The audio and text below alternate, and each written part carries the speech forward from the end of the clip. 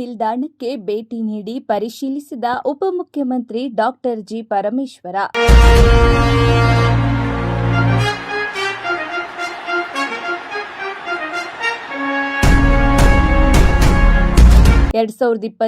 ಒಳಗೆ ತುಮಕೂರು ರಾಯದುರ್ಗ ರೈಲ್ವೆ ಪೂರ್ಣಗೊಳಿಸಿ ಪಾವಗಡ ನಿಲ್ದಾಣ ಪರಿಶೀಲಿಸಿದ ಡಾಕ್ಟರ್ ಜಿ ಪರಮೇಶ್ವರ.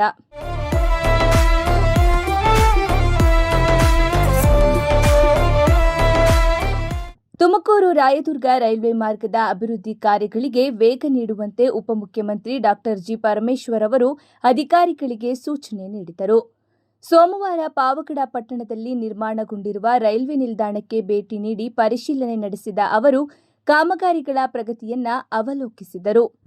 ಈ ಸಂದರ್ಭದಲ್ಲಿ ಮಾತನಾಡಿದ ಅವರು 2007ರಲ್ಲಿ ಕೇಂದ್ರ ಸರ್ಕಾರದಲ್ಲಿ ಲಾಲು ಪ್ರಸಾದ್ ಯಾದವ್ ರೈಲ್ವೆ ಸಚಿವರಾಗಿದ್ದ ವೇಳೆ ಅಂದಿನ ಮಡಕಶಿರ ಶಾಸಕ ರಘುವೀರ್ ರೆಡ್ಡಿ ಹಾಗೂ ಮಾಜಿ ಸಚಿವ ವೆಂಕಟರಮಣಪ್ಪ ಅವರೊಂದಿಗೆ ಸೇರಿ ತುಮಕೂರಿಂದ ರಾಯದುರ್ಗದವರೆಗೆ ರೈಲ್ವೆ ಮಾರ್ಗ ನಿರ್ಮಾಣಕ್ಕೆ ಮನವಿ ಮಾಡಲಾಗಿತ್ತು ಎಂದು ಸ್ಮರಿಸಿದರು.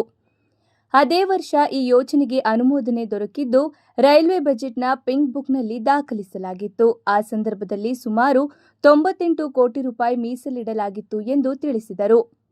ಆದರೆ ನಂತರ ಭೂ ಸ್ವಾಧೀನ ಪ್ರಕ್ರಿಯೆಗಳ ವಿಳಂಬ ಹಾಗೂ ಕೆಲವು ಸರ್ಕಾರಗಳ ನಿರ್ಲಕ್ಷ್ಯದಿಂದ ಯೋಜನೆ ಮುಂದುವರಿಯಲಿಲ್ಲ. ಕಳೆದ 3 ವರ್ಷಗಳಿಂದ ಮತ್ತೆ ಈ ಯೋಜನೆಗೆ ಚೈತನ್ಯ ನೀಡಲಾಗಿದ್ದು ಕಾಮಗಾರಿಯನ್ನ ಪೂರ್ಣಗೊಳಿಸಲು ಕಾರ್ಯತಂತ್ರ ರೂಪಿಸಲಾಗಿದೆ ಎಂದರು. ಈಗಾಗಲೇ ಬಳ್ಳಾರಿಯಿಂದ ಪಾವಗಡದವರೆಗೆ ರೈಲ್ವೆ ಟ್ರ್ಯಾಕ್ ಅಳವಡಿಕೆ ಹಾಗೂ ತಪಾಸಣೆ ಪೂರ್ಣಗೊಂಡಿದ್ದು ಪಾವಗಡದಿಂದ ತುಮಕೂರಿನವರೆಗೆ ಇನ್ನಷ್ಟು ಕಾಮಗಾರಿ ಬಾಕಿ ಇದೆ. 2027ರ ಅಂತ್ಯದೊಳಗೆ ಯೋಜನೆಯನ್ನ ಸಂಪೂರ್ಣಗೊಳಿಸಿ ಸಾರ್ವಜನಿಕ ಸಂಚಾರಕ್ಕೆ ಅನುಕೂಲ ಮಾಡಿಕೊಡಬೇಕು ಎಂದು ರೈಲ್ವೆ ಇಲಾಖೆಯ ಮುಖ್ಯ ಇಂಜಿನಿಯರ್ಗೆ ಅವರು ಸೂಚಿಸಿದರು. ಮಧುಗಿರಿ ಮತ್ತು ಕೊರಟಗೆರೆ ಭಾಗಗಳಲ್ಲಿ ಭೂಸ್ವಾಧೀನ ಪ್ರಕ್ರಿಯೆ 100% ಪೂರ್ಣಗೊಂಡಿದೆ. ತುಮಕೂರಿನಿಂದ ಊರುಕೆರೆಯವರೆಗೆ ರೈಲ್ವೆ ನಿಲ್ದಾಣ ಹಾಗೂ ಸಂಬಂಧಿತ ಕಾಮಗಾರಿಗಳನ್ನು ದಾವಣಗೆರೆ ವಿಭಾಗದ ಅಧಿಕಾರಿಗಳು ಪೂರ್ಣಗೊಳಿಸಿದ್ದಾರೆ. ಮಡಕಶಿರ, ಮಧುಗಿರಿ ಹಾಗೂ ಕೊರಟಗೆರೆ ಭಾಗಗಳಲ್ಲಿ ಅಧಿಕಾರಿಗಳು ಇನ್ನಷ್ಟು ವೇಗವಾಗಿ ಕೆಲಸ ನಿರ್ವಹಿಸಬೇಕು ಎಂದು ಹೇಳಿದರು. ದೊಡ್ಡಹಳ್ಳಿ ರೈಲ್ವೆ ನಿಲ್ದಾಣದ ಹೆಸರಿನ ವಿವಾದ ಕುರಿತು ಪ್ರತಿಕ್ರಿಯಿಸಿದ ಅವರು, ಅಂತಿಮ ತೀರ್ಮಾನವನ್ನು ರೈಲ್ವೆ ಇಲಾಖೆ ಅಧಿಕಾರಿಗಳು ಕೈಗೊಳ್ಳಲಿದ್ದಾರೆ ಎಂದು ತಿಳಿಸಿದರು. ಕೇಂದ್ರ ಸರ್ಕಾರದಲ್ಲಿ ಲಾಲು ಪ್ರಸಾದ್ ಯಾದವ್ ಅವರು ರೈಲ್ವೆ ಸಚಿವರಾಗಿದ್ದರು. ಆ ಸಂದರ್ಭದಲ್ಲಿ ಅಂದಿನ ಮಡಕಶಿರ MLA ಆಗಿದ್ದಂಥವರು ನಮ್ಮ ರಘುವೀರ್ ರೆಡ್ಡಿಯವರು, ನಾನು, ವೆಂಕಟರಮಣಪ್ಪನವರು ನಾವೆಲ್ಲರೂ ಕೂಡ ಹೋಗಿ ತುಮಕೂರಿನಿಂದ ರಾಯದುರ್ಗಕ್ಕೆ ಒಂದು ರೈಲ್ವೆ ಟ್ರ್ಯಾಕನ್ನು ಮಾಡಿಕೊಡ್ಬೇಕು ಅಂತ ಹೇಳಿ ನಾವು ವಿನಂತಿ ಮಾಡಿದ್ದೇವೆ. ಆ ಸಂದರ್ಭದಲ್ಲಿ ಅವರು ಮಂಜೂರು ಮಾಡಿ ಆ ಒಂದು ವರ್ಷವೇ ಬಡ್ಜೆಟ್ನಲ್ಲಿ ಪಿಂಕ್ ಬುಕ್ ಅಂತ ಇರುತ್ತೆ, ಆ ಪಿಂಕ್ ಬುಕ್ಕಿಗೆ ಸೇರಿಸಿದ್ರು. ಬಹುಶಃ 98, ನನಗೆ ಜ್ಞಾಪಕ ಇಲ್ಲ, ಹೆಚ್ಚಾಗಿ 98 ಕೋಟಿ ಸಿಂಬಾಲಿಕ್ ಆಗಿ ಹಣ ಇಟ್ಟಿದ್ರು ಅಂತ ಕಾಣಿಸುತ್ತೆ. ಅದಾದಮೇಲೆ ಲ್ಯಾಂಡ್ ಅಕ್ವಿಸಿಷನ್ ಆಗಬೇಕು ಮತ್ತು ಅದಕ್ಕೆಲ್ಲ ಪ್ಲ್ಯಾನಿಂಗ್ ಆಗಬೇಕು ಅಂಥೇಳಿ ಅದೆಲ್ಲ ಸ್ವಲ್ಪ ಸಮಯ ತಗೊಳ್ತು. ಆನಂತರ ಬಂದಂಥ ಸರ್ಕಾರ ಈ ಒಂದು ಯೋಜನೆಯನ್ನು ಕೈಗೆತ್ತಿಕೊಳ್ಳಿಲ್ಲ, ಹಾಗೆ ಅದು ಮುಂದುವರ್ಕೊಂಡು ಹೋಯಿತು. ಈಗ ಕಳೆದ 3 ವರ್ಷದಿಂದ ಈ ಪ್ರಾಜೆಕ್ಟನ್ನು ಕೈಗೆತ್ತಿಕೊಂಡು ಕೇಂದ್ರ ಸರ್ಕಾರ ಇವತ್ತು ಇಲ್ಲಿಯವರೆಗೂ ತಂದಿದ್ದಾರೆ. ಈಗಾಗಲೇ ಪಾವಗಡದವರೆಗೂ, ಬಳ್ಳಾರಿಯಿಂದ ಇಲ್ಲಿ ಪಾವಗಡದವರೆಗೂ ಕನೆಕ್ಟಿವಿಟಿ ಕೊಟ್ಟಿದ್ದಾರೆ, ಟ್ರ್ಯಾಕ್ ಹಾಕಿದ್ದಾರೆ, ಟೆಸ್ಟ್ ಮಾಡಿದ್ದಾರೆ.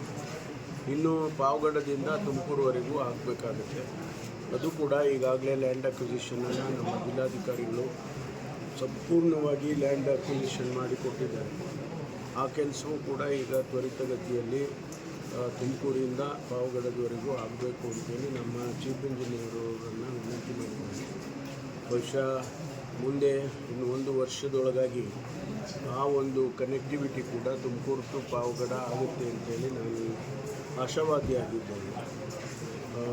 ಅದು ಸಂಪೂರ್ಣ ಆದರೆ, ತುಮಕೂರು ಟು ರಾಯದುರ್ಗ ಸಂಪೂರ್ಣ ಆದರೆ ನಮಗೆ ಬಹಳಷ್ಟು ಸಮಸ್ಯೆಗಳು ಬಗೆಹರಿಯುತ್ತವೆ. ಮತ್ತು ಈ ಭಾಗದ ಜನ ರಾಯದುರ್ಗದಿಂದ ತುಮಕೂರುವರೆಗೂ ಬಂದಾಗ ಅದು ಬಳ್ಳಾರಿ ಟು ತುಮಕೂರು ಭಾಳ ಸುಲಭನಾಗಿ ಆಗ್ತಕ್ಕಂಥದ್ದು. ಸುಮಾರು ಬಳ್ಳಾರಿಯಿಂದ ಬೆಂಗಳೂರಿಗೆ ಬರಬೇಕು ಅಂದರೆ ಸುಮಾರು ಡಿಸ್ಟೆನ್ಸು ಬೈ ರೋಡ್ ಸೇವ್ ಆಗುತ್ತೆ. ಜನ ಭಾಳ ಯಾವುದೇ ತೊಂದರೆ ಇಲ್ಲದೆ ಸುರಕ್ಷಿತವಾಗಿ ರೈಲಿನಲ್ಲಿ ಬಂದು ಬೆಂಗಳೂರನ್ನು ಸೇರ್ಬೋದು. ಹಾಗಾಗಿ ಇದು ಭಾಳ ಒಂದು ಪ್ರಾಮುಖ್ಯವಾದಂಥ ಯೋಜನೆ.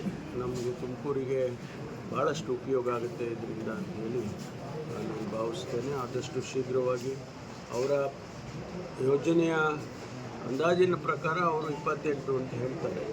ಆದರೆ ನಾವು ಇನ್ನೂ ಮೊದಲೇ 27 ಅಂತ್ಯದವರೆಗೆ ಮುಗಿಸ್ಕೊಡಿ ಅಂತೇಳಿ ನಾವು ಕೇಳ್ಕೊಂಡಿದ್ದೇವೆ. ಸಾಧ್ಯ ಆಗುತ್ತೆ ಅವರು ಪ್ರಯತ್ನ ಮಾಡಿದ್ದಾರೆ ಅಂತೇಳಿ.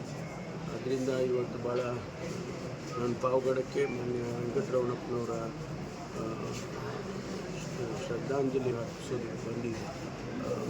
ಆ ಸಂದರ್ಭದಲ್ಲಿ ಭೇಟಿ ಕೊಟ್ಟಿದ್ದಾರೆ.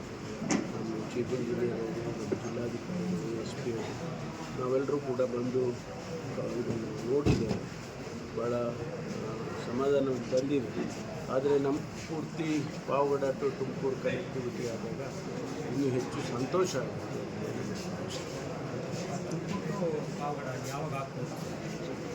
27 ಡಿಸೆಂಬರಿಗೆ ಆಗಬೇಕು ಅಂತ ನಮ್ಮ ವಿನಂತಿ ಮಾಡಿದ್ದೇವೆ. ಅವ್ರದ್ದೇ ಆದಂಥ ಕ್ಯಾಲ್ಕುಲೇಷನ್ಸು, ಯಾಕೆಂದರೆ ಲ್ಯಾಂಡು ಸ್ಟೇಟ್ ಗೌರ್ಮೆಂಟಿಂದ ಲ್ಯಾಂಡ್ ಎಲ್ಲ ಕೊಟ್ಟಿದ್ದೇವೆ. ಆಮೇಲೆ ನಮ್ಮಿಂದ ಏನು ಸಹಾಯ ಆಗಬೇಕು ಅದೆಲ್ಲವನ್ನು ಕೂಡ ನಾವು ಮಾಡಿಕೊಡ್ತೀವಿ. ಅವರು ಆದಷ್ಟು ಬೇಗ ಮಾಡಬೇಕು ಅಂತೇಳಿ ಈಗ ಅವರು ಅಲ್ಲೇ ಪ್ಲ್ಯಾನ್ ಮಾಡ್ಕೊಂಡಿದ್ದಾರೆ. ಕೆಲಸನೂ ಕೂಡ ಅಲ್ಲಲ್ಲೇ ಪ್ರಾರಂಭ ಮಾಡಿದ್ದಾರೆ. ಅದರಿಂದ ನನಗೆ ವಿಶ್ವಾಸ ಇದೆ 27 ಡಿಸೆಂಬರಿಗೆ ಅವ್ರು ಮಾಡ್ತಾರೆ. ಇದೇ ವೇಳೆ ಪಾವಗಡ ಶಾಸಕ HV ವೆಂಕಟೇಶ್ ಅವರಿಗೆ ಸಚಿವ ಸ್ಥಾನ ನೀಡುವ ವಿಚಾರವಾಗಿ ಪ್ರತಿಕ್ರಿಯಿಸಿದ ಡಾಕ್ಟರ್ ಪರಮೇಶ್ವರ ಅವರು, ಅವರಿಗೆ ಸಚಿವ ಸ್ಥಾನ ನೀಡಲು ಯಾಕಾಗಬಾರದು? ಅವರು ಸಮರ್ಥ ನಾಯಕರು. ತಮ್ಮ ತಂದೆಯ ಹಾದಿಯಲ್ಲಿ ಜನಮನ್ನಣೆ ಗಳಿಸಿದ್ದಾರೆ. ಅವರಿಗೆ ಅವಕಾಶಗಳು ಇವೆ ಎಂದು ಹೇಳಿದರು.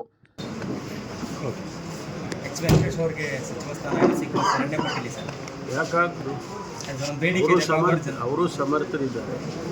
ಸಾರ್ವಜನಿಕ ಬದುಕಿನಲ್ಲಿ ಅವರು ಅವರ ತಂದೆಯ ರೀತಿಯಲ್ಲಿ ಪ್ರೀತಿ ವಿಶ್ವಾಸ ಗಳಿಸ್ಕೊಂಡು ಕೆಲಸ ಮಾಡ್ತಿದ್ದಾರೆ. ಸಮರ್ಥರಿದ್ದಾರೆ. ಅವರಿಗೂ ಕೂಡ ಅವಕಾಶಗಳು ಇದ್ದಾವೆ. ಖಂಡಿತವಾಗಿ. ಪರಿಶೀಲನೆ ವೇಳೆ ಜಿಲ್ಲಾಧಿಕಾರಿ ಶುಭಾ ಕಲ್ಯಾಣ್, ಜಿಲ್ಲಾ ಪೊಲೀಸ್ ಅಧೀಕ್ಷಕ KV ಅಶೋಕ್ ಹಾಗೂ ಮುಖ್ಯ ಇಂಜಿನಿಯರ್ ಅಮಿತ್ ಸೇರಿದಂತೆ ಮತ್ತಿತರರು ಉಪಸ್ಥಿತರಿದ್ದರು.